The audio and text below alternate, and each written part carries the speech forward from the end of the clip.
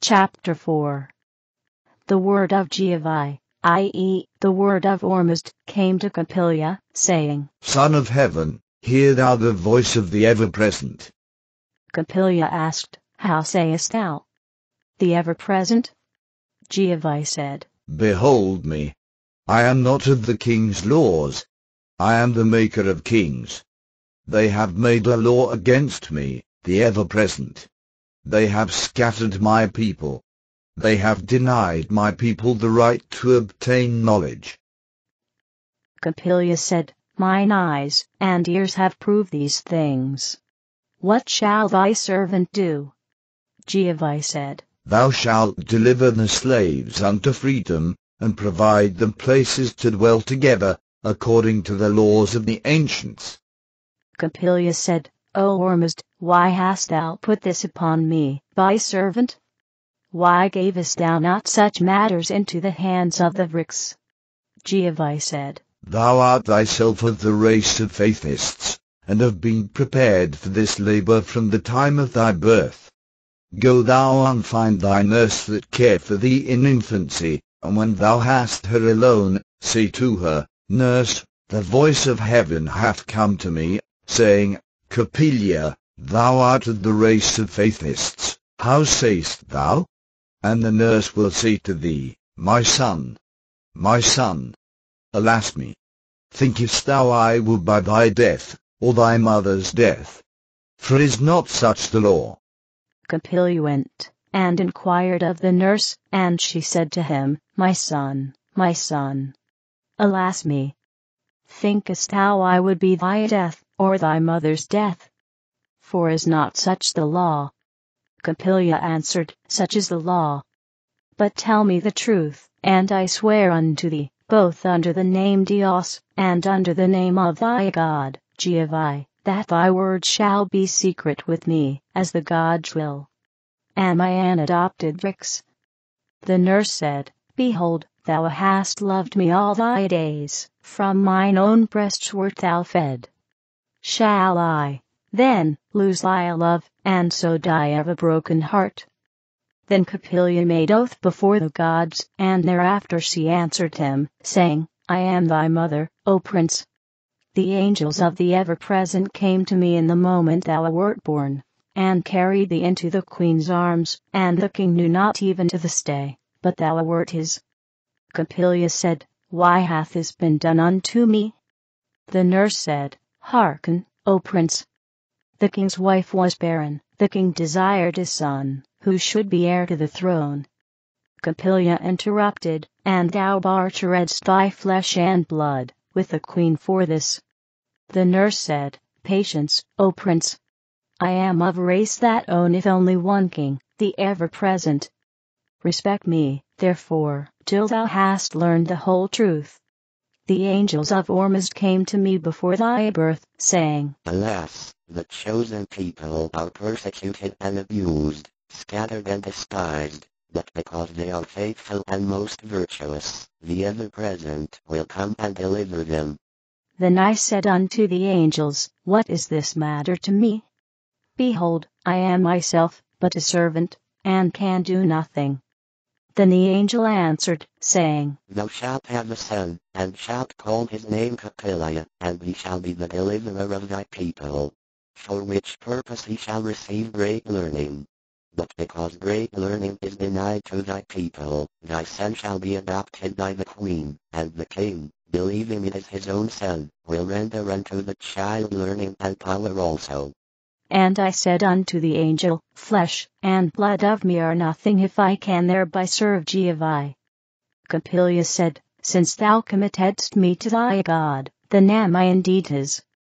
Now whilst they were yet talking, Jehovah spake to Capilya, saying, I am not come to give new doctrines unto men, but to rescue my people from bondage, and to restore equal rights unto the inhabitants of the earth.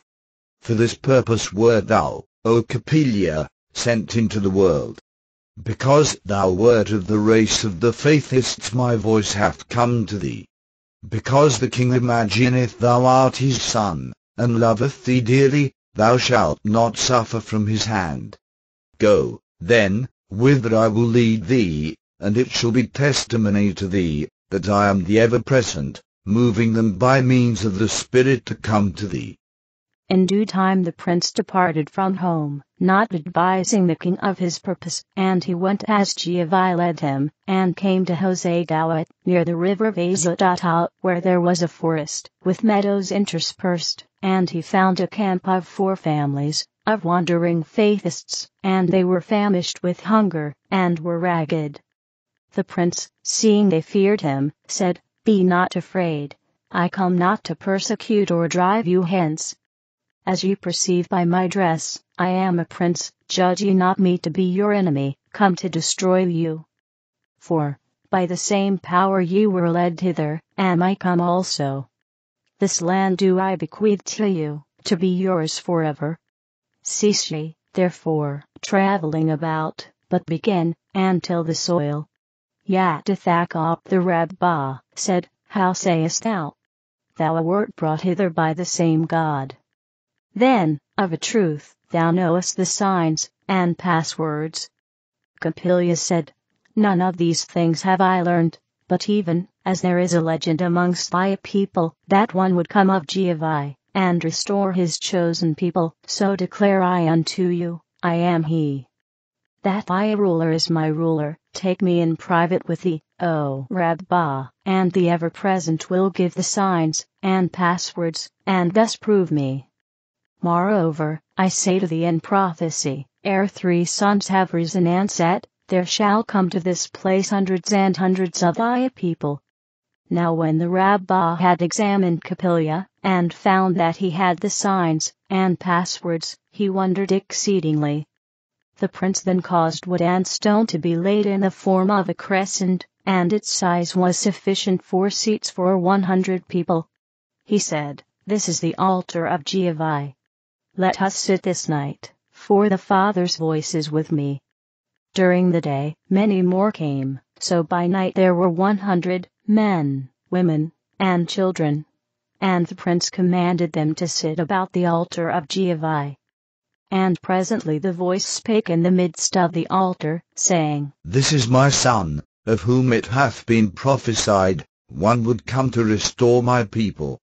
Behold, I am the ever-present, and not in the figure or image of a man, but I am the all-space and place, doing my will through my angels and through the souls of men.